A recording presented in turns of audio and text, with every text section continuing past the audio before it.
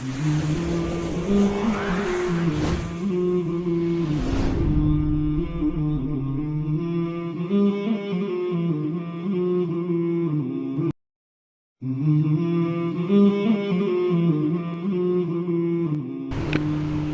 علیکم ورحمۃ اللہ وبرکاتہ۔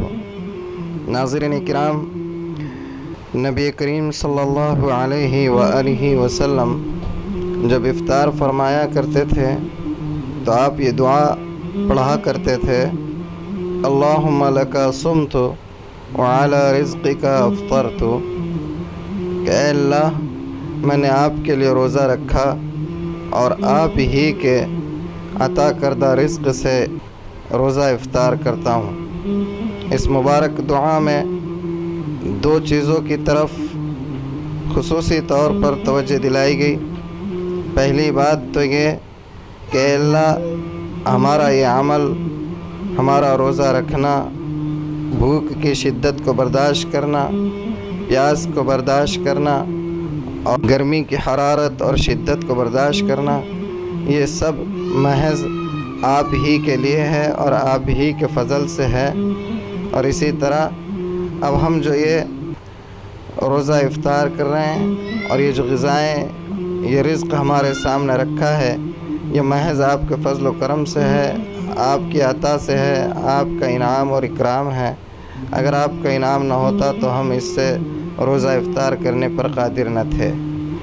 تو یہ دعا آپ فرمایا کرتے تھے، اور جب آپ روزہ افطار فرما لیتے تو اس کے بعد آپ ایک دوسری دعا پڑھا کرتے تھے: ذهب الظمأ وابتلت العروق وطبت الاجر انشاء اللہ، کہ پیاس ختم ہو گئی، رگیں تر ہو گئی اور اجر بھی انشاءاللہ ثابت ہو گیا۔ تو یہ دو مبارک دعائیں ہیں جو نبی کریم صلی اللہ علیہ وآلہ وسلم افطار کے وقت اور افطار کے بعد پڑھا کرتے تھے۔ اور اس سے بھی اہم بات یہ کہ افطار کے وقت روزے دار جو بھی دعا کرتا ہے، اللہ تبارک و تعالی وہ دعا ضرور بے ضرور قبول فرماتے ہیں۔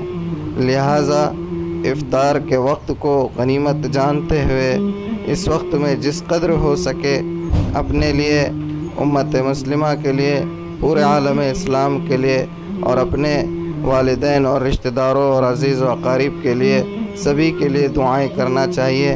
اللہ تعالی ہم تمام کے روزوں کو قبول فرمائے۔